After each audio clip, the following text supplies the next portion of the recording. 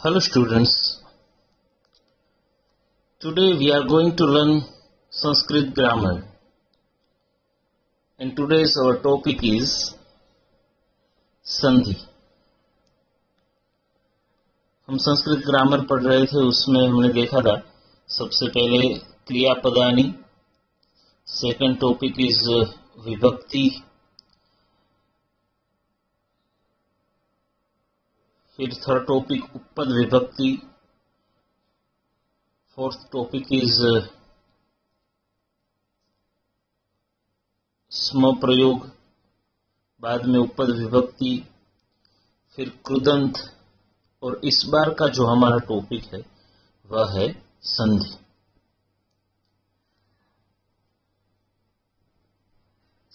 संधि का अर्थ ही होता है कि जोड़ना। किसी भी वस्तु को जोड़े तो उसको संधि ऐसा कहते हैं। आपने एक नाइन्थ में भी संधि के प्रयोग देखे होंगे, सिर्फ संस्कृत में ही नहीं लेकिन गुजराती में भी आपने संधि के प्रयोग जो है वह सीखे होंगे। तो संधि किस तरह से होती है और किसको कहते हैं वह आप अच्छी तरह से जानते हैं, फिर भी हम समझते हैं। एक पदांत वर्ण दूसरे पदादि वर्ण के साथ मिलकर एक शब्द बनाता है, उसे संधि कहते हैं। पदांत वर्ण यानी कि शब्द के अंत में, एक शब्द के अंत में जो वर्ण होता है उसे पदांत वर्ण कहते हैं।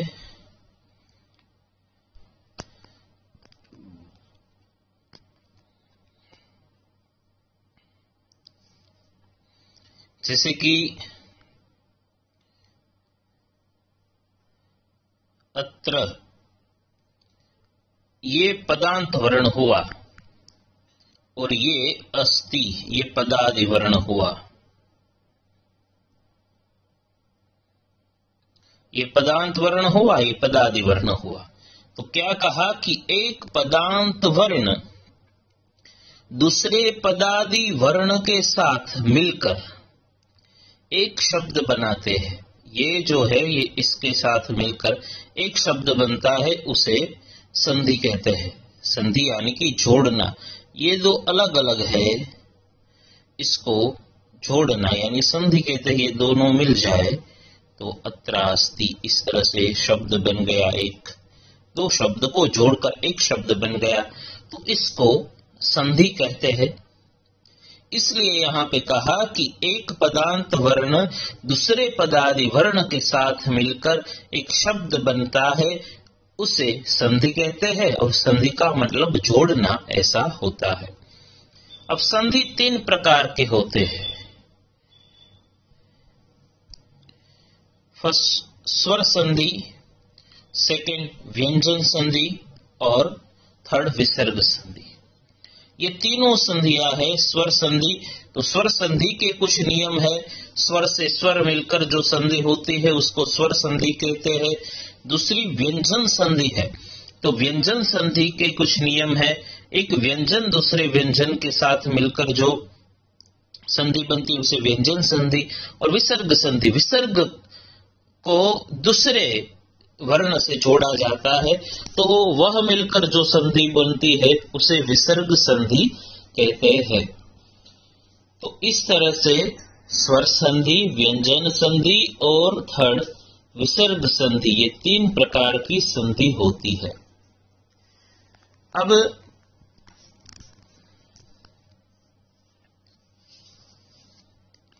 सबसे पहले हम स्वर संधि का अभ्यास करेंगे।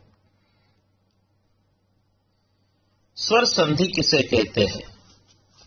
तो स्वर संधि के लिए कहा कि एक स्वर के साथ दूसरे स्वर को जोड़कर एक शब्द बनता है, उसे स्वर संधि कहते हैं। एक स्वर के साथ दूसरे स्वर को जोड़कर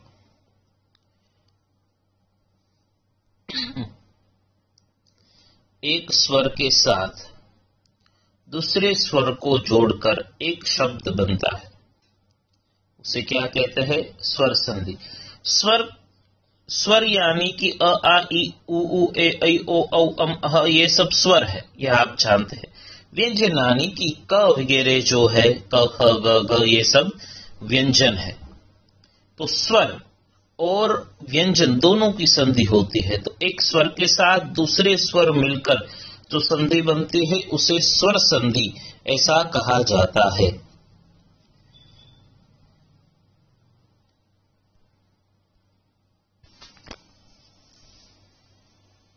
अब सबसे पहले जो सरल स्वर संधि के नियम है, जो कि आप जानती है, जो संधि आपको आती है, ऐसे जो स्वर संधि के नियम है वह हम देखते हैं। सबसे पहले है अ प्लस अ इज इक्वल टू आ। तो अ में अ मिले तो आ होता है।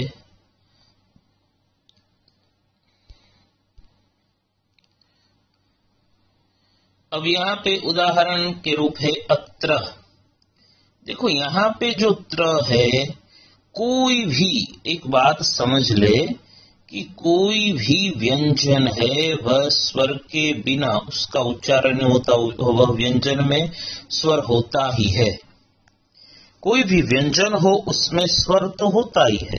यहाँ पे अत्र यह है तो ये त्र में क्या है, अ है, और सामने तो अ दिख ही रहा है। ठीक है, अत्र में जो त्र है उसमें अ है और सामने अ तो दिख ही रहा है। तो ये दोनों अ है वह मिलकर क्या हो गया, आ हो गया।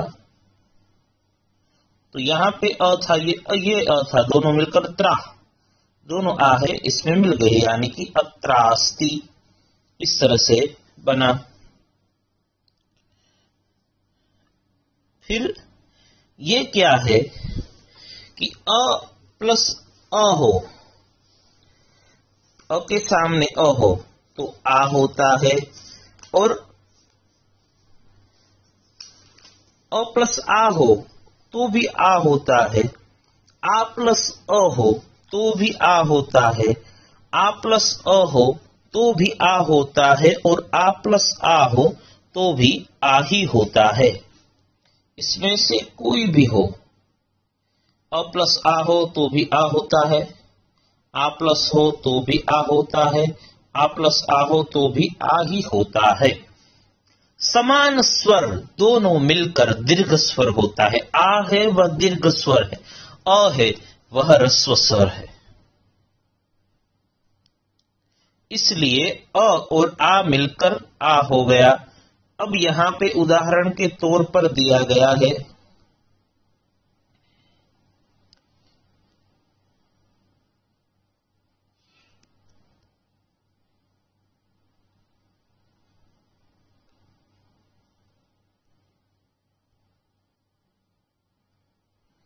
चतुरानन। चतुर र में अ है और सामने आ है, अ और आ मिलकर चतुरानन ऐसा हो गया।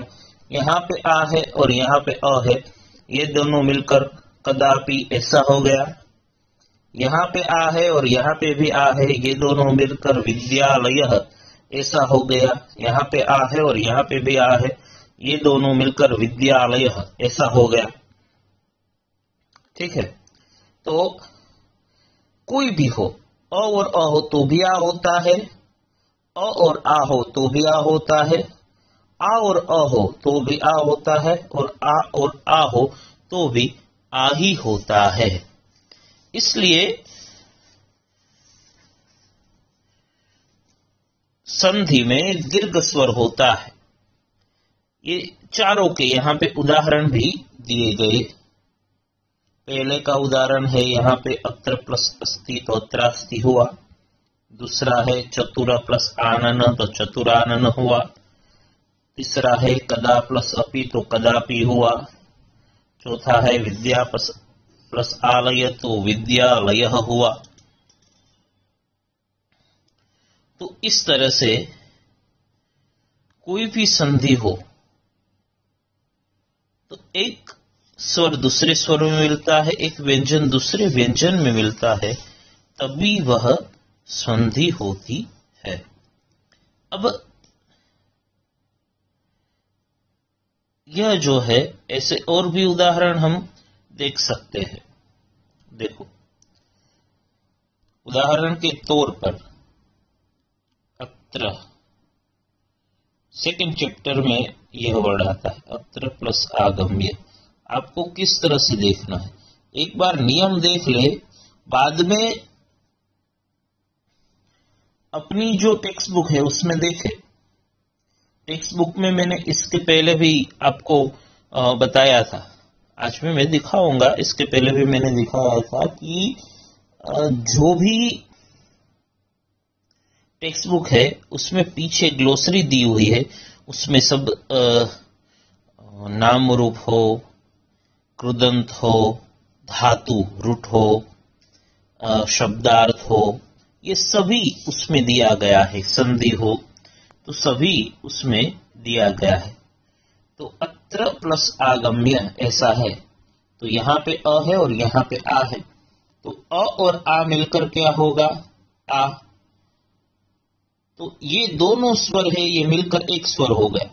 तो जब कोई भी व्यंजन है वो व्यंजन तो आधा ही होता है, उसमें जब स्वर मिलाता है तभी पूरा होता है। तो यहाँ पे अ था त्र में और यहाँ पे आ था, दोनों मिलकर एक स्वर हो गया आ, यानी बन गया अत्रागम्य। ठीक है, देखो यहाँ पे जो संधि लिखा हुआ है आप देख सकते हैं, यह संधि है और ये टेक्स्ट बुक में दूसरे चैप्टर के, इस तरफ से सभी चैप्टर की संधि दी हुई है। तो वह सब नियम के आधार पर वो दी हुई है, जो भी नियम सीखेंगे हम, सीखने वाले हैं उसके आधार पर वह दी हुई है। एक उदाहरण के तौर पर यह, तो आपने यह संधि देखी अत्रागम्य, अत्र प्लस आगम्य, तो अत्रागम्य इस तरह से संधि होती है। अ और अ हो तो आ होता है, और आ हो तो भी आ होता है, आ प्लस अ हो तो भी आ होता है, और आ प्लस आ हो तो भी आ ही होता है। किसी भी परिस्थिति में वह दीर्घ हो जाता है। यह तो बहुत ही सरल है, आपको यह आती भी होगी, यह संधि जो है वह। अब हम आगे देखते हैं कि यह अ का हुआ, अब ई हो, ई के सामने ई हो तो भी दीर्घ ई होता है। फिर वह ह्रस्व हो, दीर्घ हो, कोई भी हो, ई प्लस ई हो तो क्या होता है, ई। ई प्लस ई हो तो ई होता है। उदाहरण के तौर पर वदती प्लस इति। अब ये वदती का ती है, यहां पे ई दिया गया है और यहां पे भी ई है, ये दोनों ई मिलकर क्या होगा, एक दीर्घ ई हो जाएगा, एक ई हो जाएगा। अब ये संधि कैसे है, देखो ये वदत है, उसमें ई है और सामने इति का ई है। ठीक है, ये दोनों ई मिलकर क्या हो गया, एक दीर्घ ई हो गया। ठीक है, त में से तो आधा ही है। ठीक है, तो ये त में ई मिल जाए तो क्या हो जाएगा, एक दीर्घ ई हो जाएगा, इसलिए क्या हो गया, वदती थी। फिर से समझ लें, ये संधि का जो मूल है वह समझ ले कि संधि किस तरह से होती है। होता क्या है कि संधि कहां से होती है वही हमको पता नहीं होता। तो संधि जुड़ तो जाती है, लेकिन संधि जब छोड़नी पड़ती है, संधि का विच्छेद करना होता है, तब प्रॉब्लम होती है। इसलिए खास ध्यान में रखें ये बात। देखो यहां पे है वदती प्लस इति। ठीक है, तो अब ये यहां पे ई है, जो व्यंजन है उसमें ई पड़ा हुआ है, कैसे संधि होती है, ये है तो आधा ही होता है, उसमें ई है, इसलिए वदती ऐसा उच्चारण होता है। तो यह ई है और सामने भी ई है।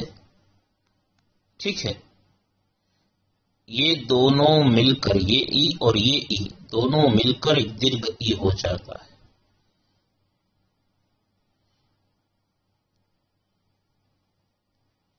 वदतीति, इस तरह से बनता है। ठीक है, वदतीति। अब दीर्घ ई और दीर्घ ई हो तो भी ई होता है, एक ह्रस्व ई हो और एक दीर्घ ई हो तो भी संधि तो दीर्घ ई ही होती है। समान स्वर सामने हो तो उसका दीर्घ हो जाता है। अ प्लस अ हो तो भी आ हो जाता है, अ प्लस आ हो। इस तरह से ई प्लस ई हो तो संधि दीर्घ ई हो जाता है। जिस तरह से यहाँ पे है नदी ईश्वर, यहाँ पे दीर्घ ई है और यहाँ पे भी दीर्घ ई है, ये दोनों मिलकर एक ही हो जाता है, यानी कि नदीश्वर, नदी ईश्वर है, नदीश्वर।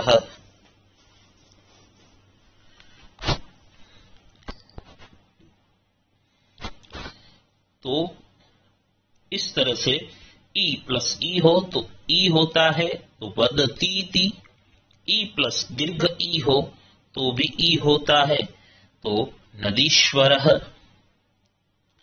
अब उ प्लस उ हो तो दीर्घ उ हो जाता है। पहले मैंने जैसे कहा कि समान स्वर हो तो वह समान स्वर का दीर्घ हो जाता है। उसी तरह से उ प्लस उ हो तो दीर्घ उ ऐसा हो जाता है। जैसे उदाहरण दिया हुआ है भानु प्लस उदय,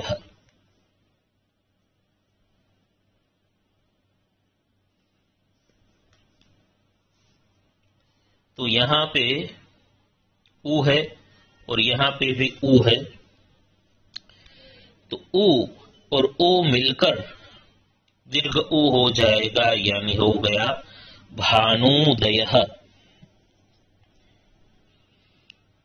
ठीक है, फिर दीर्घ उ और ह्रस्व उ ये दोनों मिल जाए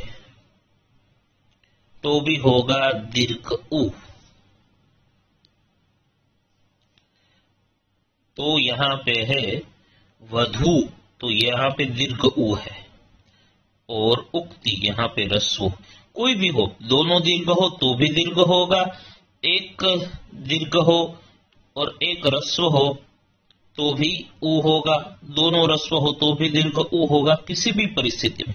यहाँ पे तो उदाहरण के तौर पर मैंने दो वर्ड शब्द लिए गए हैं, ठीक है, लेकिन जब ऐसी परिस्थिति हो समान स्वर हो, अ प्लस अ हो, ई प्लस ई हो, उ प्लस उ हो तो दीर्घ हो जाता है समान स्वर की स्थिति में।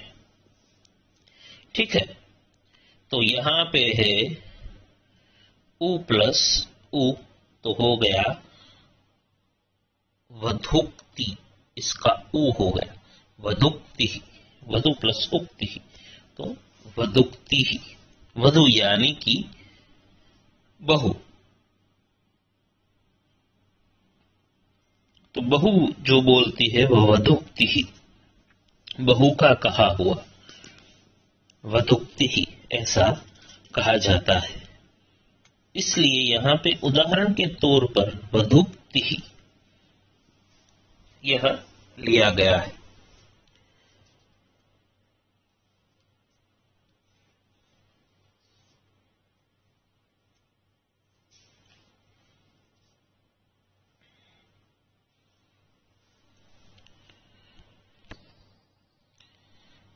तो हुआ अ प्लस अ तो आ होगा, अ प्लस आ तो भी आ होगा,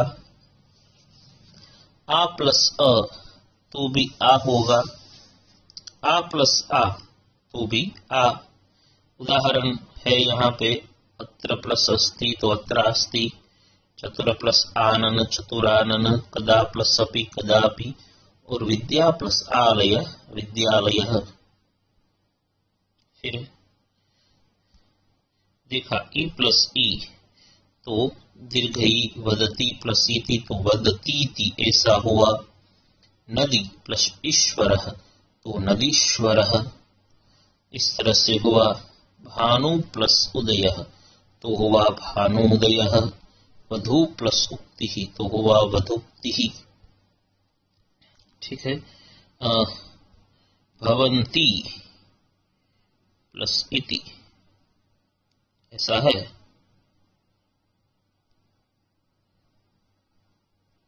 तो क्या होगा? भवन्तीति।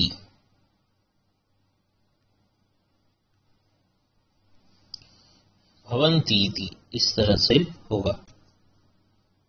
ठीक है।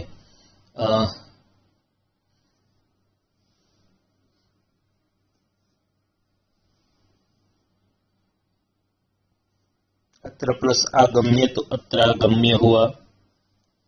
क्षणेन प्लस अद्यः तो होगा क्षणेनाद्य।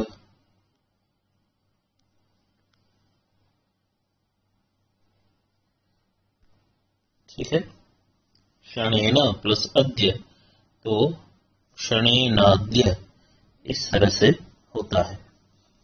न प्लस अर्हन्ति, न प्लस अर्हन्ति तो होगा नार्हन्ति। ठीक है, हुआ नार्हन्ति। तो खास याद रखें यह संधि है, यह तो पहला स्वर संधि की शुरुआत है। तो पहले समझ ले कि संधि किस तरह से होती है। तो संधि किस तरह से होती है यह समझ में आ जाए तो फिर कोई बड़ी बात नहीं है। स्वर संधि में अ और अ मिलकर आ होता है, ई और ई मिलकर दीर्घ ई होता है, उ और उ वह मिलकर दीर्घ उ होता है। अब स्वर संधि में आगे देखें। समान स्वर है तो दीर्घ हो गया, एक समान स्वर है तो दीर्घ होता है। लेकिन ई है, ई के सामने उसके सिवा, ई के सिवा का कोई भी स्वर हो, ई नहीं होना चाहिए। ई के सामने ई हो तो हमने देखा क्या होता है, दीर्घ ई हो जाता है। लेकिन ई के सामने अ है, उदाहरण के तौर पर यहां पे मैंने अ लिया हुआ है।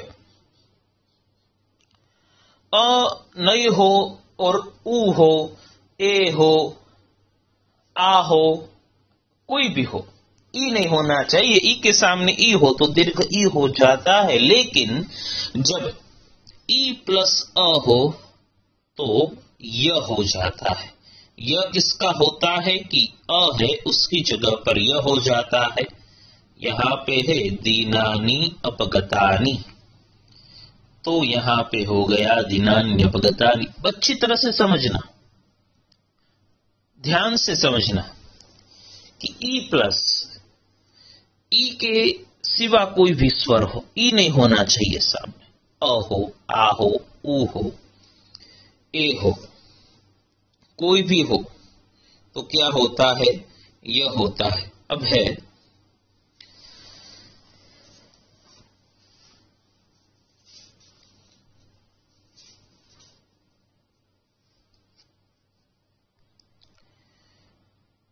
दीनानी। देखो इसमें ई कहां पे है, ये नी जो है उसमें ई है, यह ई है। और सामने कौन सा वर्ड है, अपगतानी। कंडीशन क्या है यह संधि करने के लिए, तो कंडीशन दी गई है कि ई होना चाहिए, उसके सामने अ होना चाहिए, या ई के सिवा कोई भी स्वर होना चाहिए। तो यहां पे ई है, उसका क्या हो जाएगा, यह। अब इसमें क्या हुआ, ये ई में जो स्वर है उसका यह हुआ, तो ये न तो आधा ही रह गया। और सामने क्या है, अपगतानी।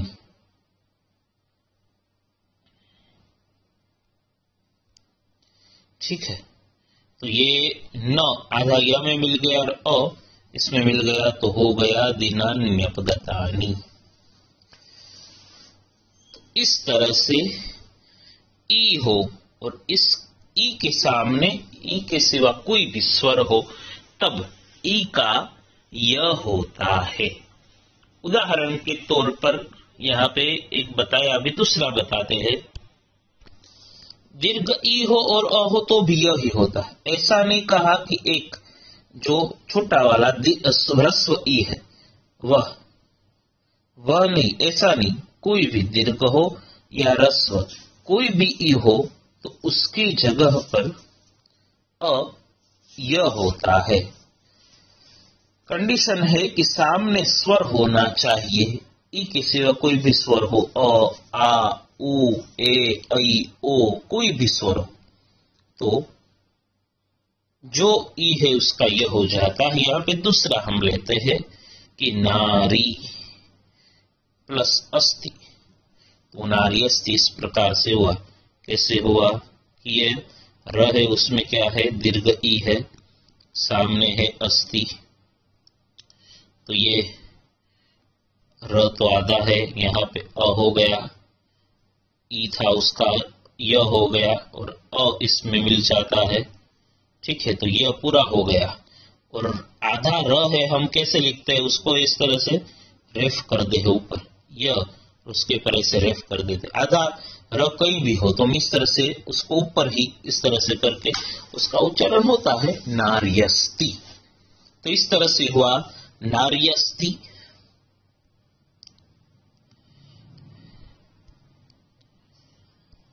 फिर है ई प्लस उ, तो यू, यू यानी यह ही होता है, लेकिन वह जो स्वर है यहाँ पे अ था तो मिला तो यह हुआ, उस तरह से उ मिला तो यू हुआ। सामने जो स्वर है वह उसमें मिल जाता है, जो भी हो। ई के सामने अ है तो यह हो गया, दीर्घ ई के सामने अ है तो यह हो गया, ई के सामने उ है तो यू हो गया। तो प्रति प्लस उत्तर है।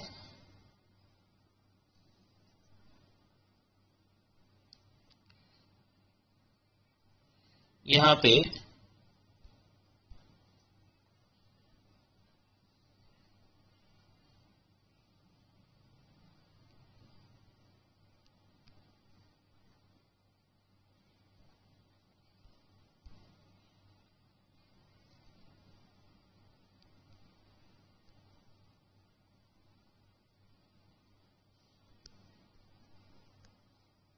ई है, सामने उ है, तो ई की जगह पे हो गया य, यानी त्य हो गया और उ उसमें मिल गया, तो प्रत्युत्तरः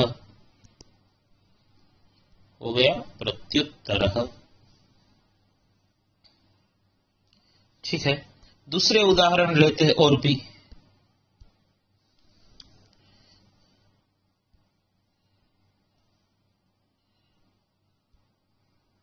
इति प्लस उक्ते, देखो कंडीशन जो दी गई है वह कंडीशन यहां पे होनी चाहिए।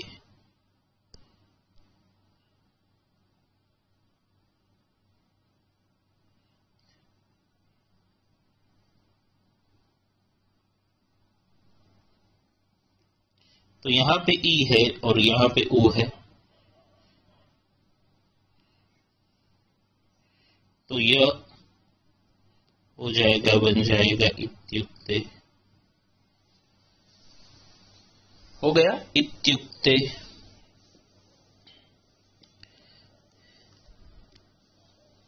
तो इस तरह से ई हो और ई के सामने कोई भी स्वर हो तब ई का क्या होता है, य हो जाता है और वह मिलाकर पूर्ण संधि होती है। जिस तरह से हमने उदाहरण देखे इत्युक्तः। अब देखो ऐसा वर्ड है शुद्ध्योपास्यः,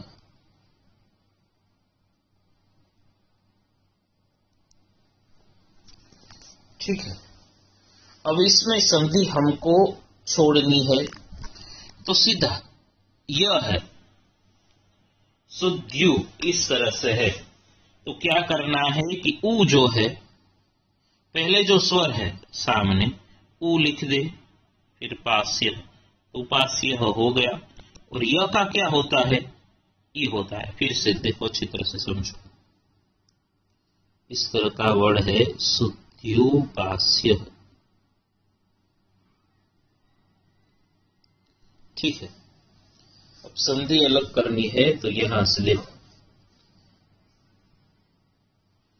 पहले यू है यानी कि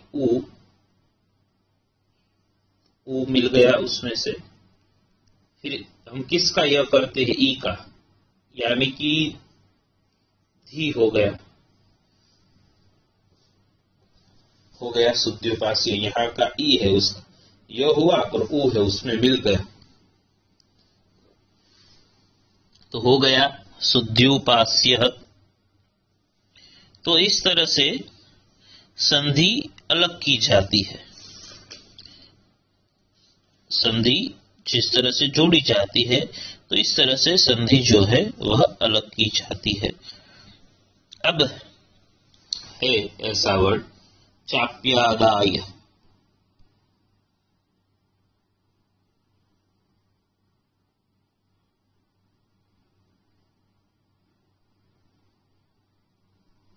दो प्रकार की संधि आएगी। एक तो हमने देखा, पहली जो संधि देखी कौन सी वाली, कि अ प्लस अ हो तो आ हो जाता है,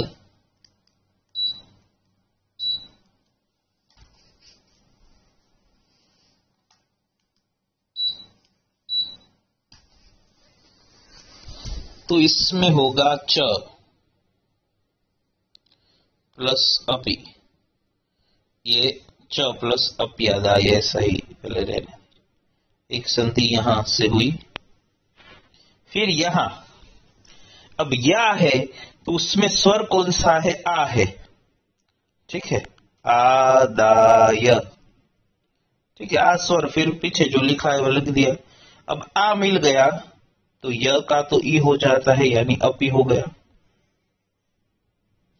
और आगे च है तो क्या संधि हो गई, च प्लस अपी प्लस आदाय हो गई चाप्यादाय। दो नियम हुए, अ प्लस अ हो तो आ हो जाता है, ई प्लस अ हो तो य हो जाता है, तो हो गया चाप्यादाय।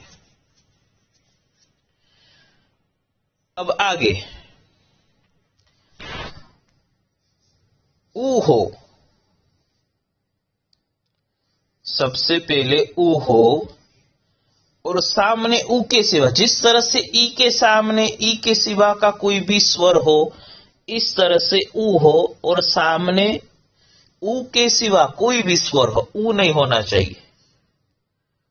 ऊ प्लस ऊ हो तो क्या हो जाता है, दीर्घ ऊ हो जाता है, वह हमने आगे देखा। अब ऊ हो और उसके सामने कोई भी स्वर हो ऊ के सिवा, तो ऊ का क्या हो जाता है, वह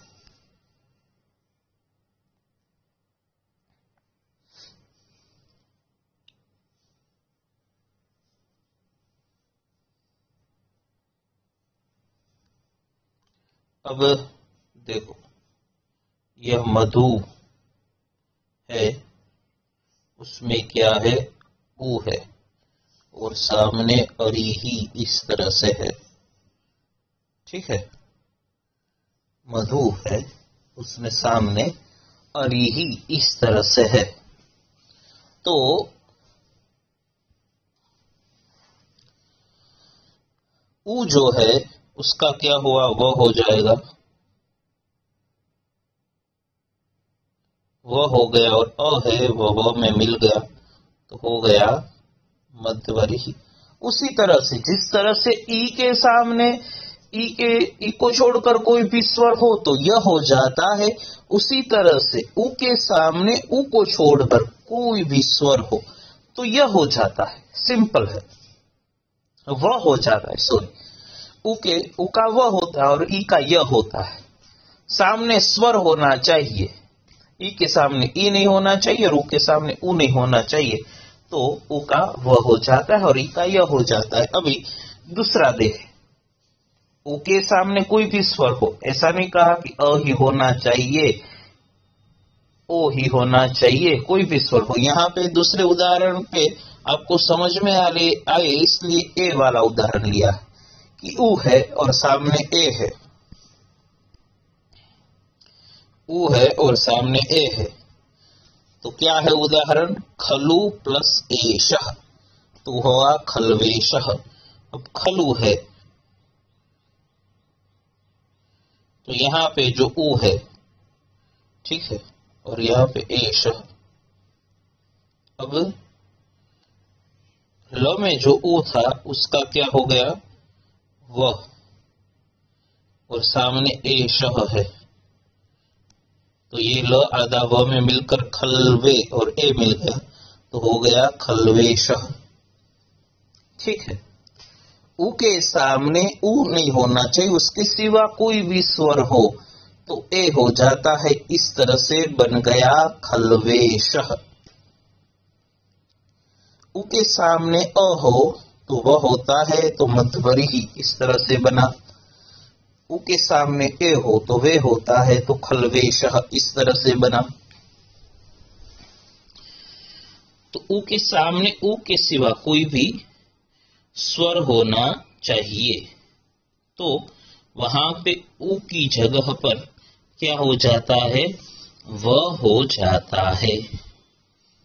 ठीक है, ई के सामने ई के सिवा कोई भी स्वर हो तो यह हो जाता है, और उ के सामने उ के सिवा कोई भी स्वर हो तो वह हो जाता है। उदाहरण के तौर पर यहाँ पे दो अपने उदाहरण देखें, मध्यवर्ही और दूसरा खलवेशः। अब उ हो और सामने आ हो तो भी होता तो ओ का वह ही है, सामने जो स्वर है वह उसमें मिल जाएगा। उदाहरण के तौर पर आगच्छतु,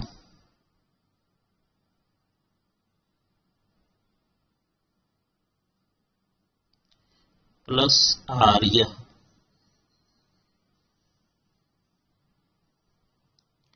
यहां पे उ है और यहां पे आ है।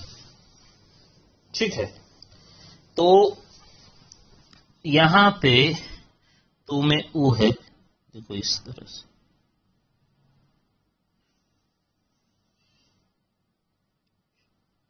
तू में उ है, उसका हो गया व, और सामने क्या है, आर्य है। अब ये आ इसमें मिल जाएगा तो क्या होगा, आगच्छत्वार्यः,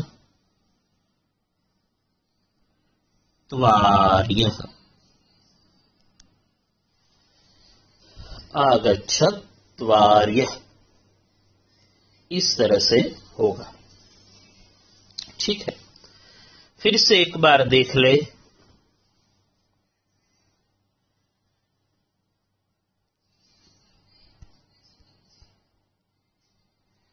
ई के सामने ई के सिवा कोई भी स्वर हो, अ हो, ए हो,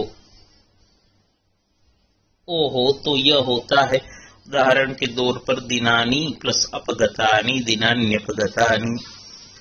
ई प्लस अ हो तो यह होता है। उदाहरण के तौर पर नारी प्लस अस्ति तो हुआ नार्यस्ति। ई प्लस उ हो तो यू होता है। उदाहरण के तौर पर प्रति प्लस उत्तरः तो होगा प्रत्युत्तरः। फिर है उ के सामने उ के सिवा कोई भी स्वर हो तो होता है वह, तो हो गया मध्यवर्ही। उ के सामने उ के कोई भी स्वर हो तो हुआ ए, तो बनेगा खलवेशः। ठीक है, आगे क्या है, अ के सामने अ हो तो आ होता है, जिस तरह से हुआ अत्रास्ति। अ प्लस आ हो तो आ होता है तो बना चतुरानन। आ प्लस अ हो तो आ होता है बना कदापि। आ प्लस आ हो तो आ होता है बना विद्यालयः। ठीक है, दूसरे उदाहरण देख ले तो च प्लस अनले तो होगा छानले।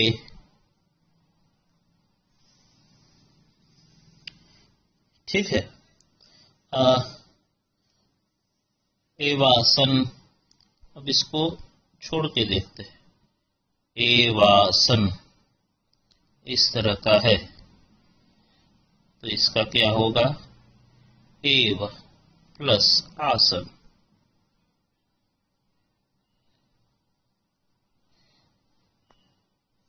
यहां से अ और आ हो तो भी आ ही होता है, वह हमने पहले ही उदाहरण में देखा।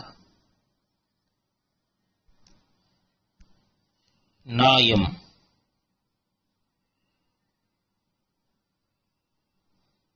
तो न प्लस अयम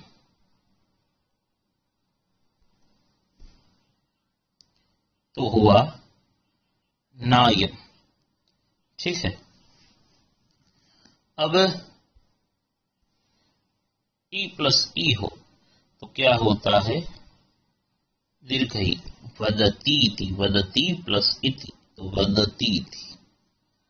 अब ई प्लस दीर्घ ई है तो क्या होता है, नदीश्वरः। ठीक है, उ प्लस दीर्घ उ हो तो भी दीर्घ उ प्लस उ हो तो भी दीर्घ उ होता है। उ प्लस दीर्घ उ हो तो भी दीर्घ उ होता है। तो भानुदयः और दूसरा वधु प्लस उक्ति तो वधूक्ति, इस तरह से हुआ। फिर हमने देखा ई प्लस अ हो तो यह हुआ दिनान्यपगतानि। ई प्लस अ हो तो यह हुआ नार्यस्ति। ई प्लस उ हो तो यू हुआ प्रत्युत्तरः।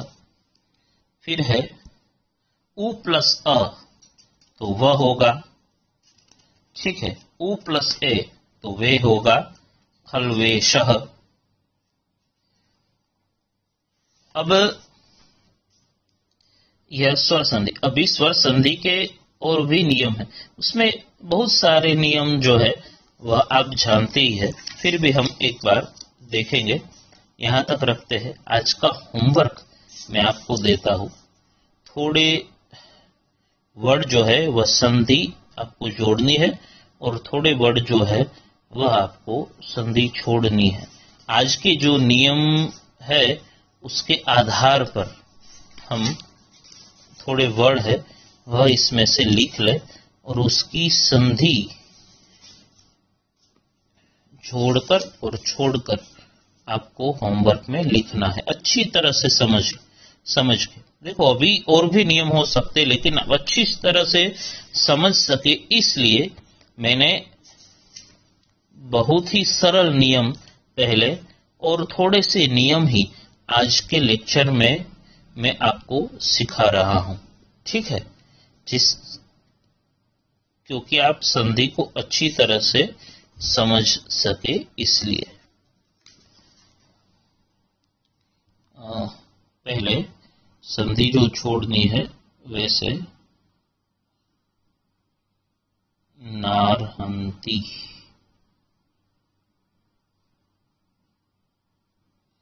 नारहंती ऐसा वर्ड है, अच्छी तरह से लिख लेना। ठीक है,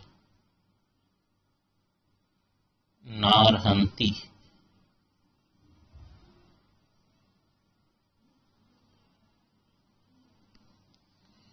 फिर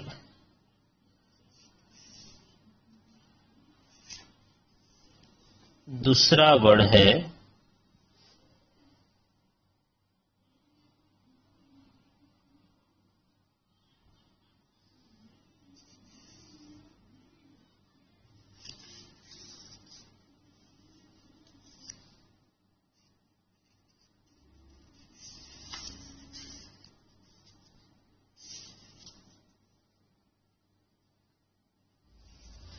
नायम,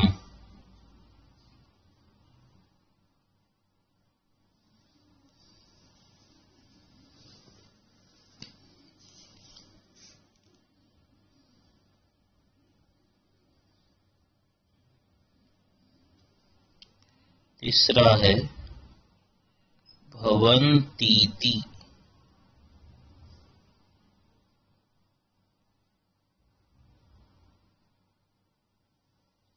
भवन्तीति, ये तीसरा वर्ड है। फोर्थ वर्ड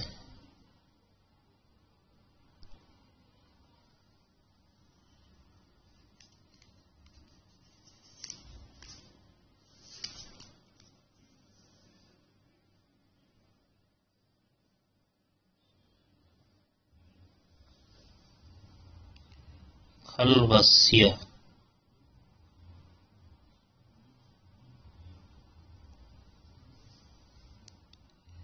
और फिफ्थ वर्ड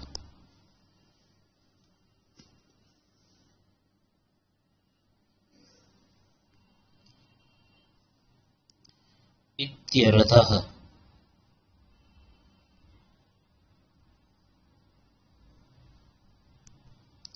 इत्यर्थः। तो नार्हन्ति, नायम, भवन्ति, ती, खल्वस्य और इत्यर्थः, ये 5 वर्ड जो है इसकी संधि आपको छोड़नी है। ठीक है, आज के जो नियम है उसके आधार पर ही अच्छी तरह से समझ के होमवर्क कीजिएगा। ठीक है, ये आपने 5 वर्ड जो है लिख लिए होंगे।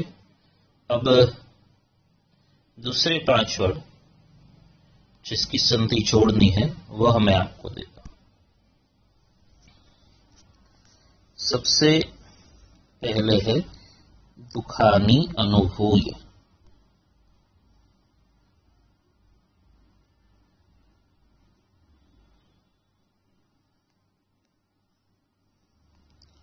खानी प्लस अनुभूय,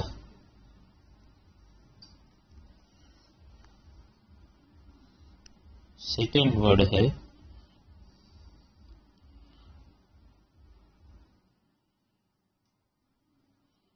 च प्लस अपि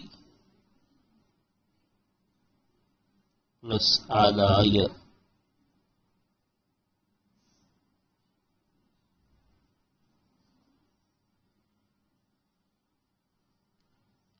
थर्ड वर्ड है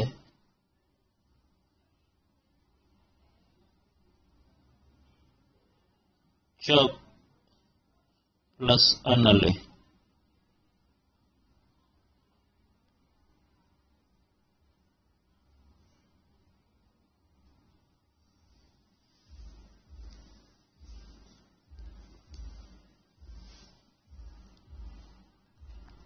फोर्थ वर्ड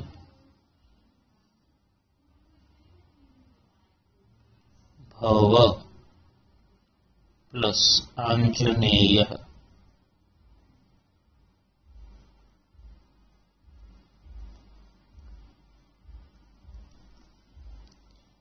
और फिफ्थ वर्ड है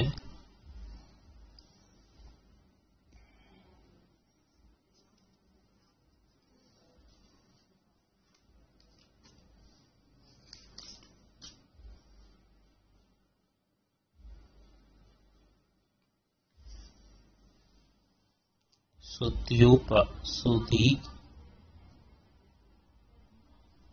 प्लस उपास्य।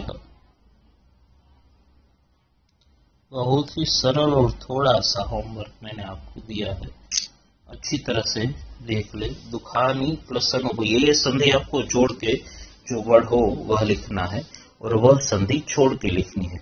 दुखानी प्लस अनुभूय, च प्लस अपि प्लस आदाय, च प्लस अनले, भव प्लस आंजनेय, सुधि प्लस उपास्य।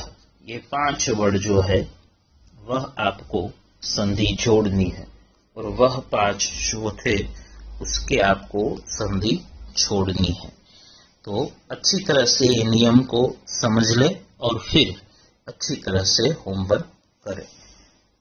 नेक्स्ट लेक्चर में ये होमवर्क जो है संधि किस तरह से होती है वो पहले मैं आपको सिखाऊंगा, बाद में आगे के नियम देखेंगे। ठीक है, थैंक यू वेरी मच।